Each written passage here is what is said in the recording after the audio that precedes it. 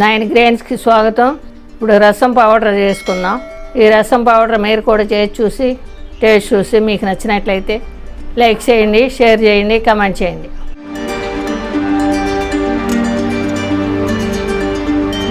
Stove ముట్టించి pan పెట్టుకున్నానండి. 1/2 cup కందిపప్పు తీసుకున్నాను, 1/2 కప్పు శనగపప్పు, 1 టేబుల్ స్పూన్ మినప్పప్పు. ఇవి బాగా ఎర్రగా అయ్యే వరకు వేయించుకుందామండి. టమాటా వాసన వచ్చే వరకు వేయించుకుందాం.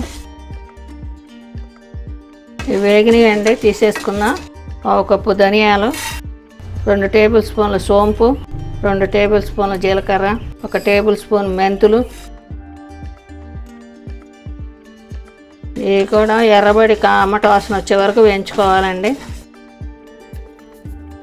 చిటిపిటలు ఆడతాయండి జీలకర్ర, సోంపు, మెంతులు.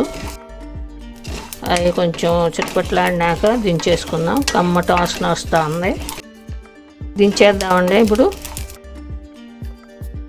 ఒక 20 మిరపకాయలు వేయించుకుందాం.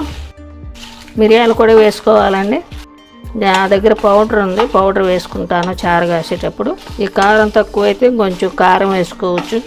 మిరపకాయలు ఇలా వేయించుకుంటే టమాటా వాసన వస్తాయండి, కారం కూడా బాగుంటుంది. కొంచెం పెడపెడలాడేటప్పుడు తీసేయచ్చండి మిరపకాయలు. కొద్దిగా వేగితే చాలు, ఆయిల్లో వేగినట్టు నల్లగా వేగక్కర్లేదు. దించేద్దామండి. ఇక స్టవ్ ఆఫ్ చేసుకుంటున్నాను. వేడి ఆరిపోయింది. చారు పొడి మిక్సీ వేసుకుందాం. మసాలా జార్ అండి, 2 తపాలుగా వేసుకుందాం. మిక్సీ వేసుకోవటం అయిందండి.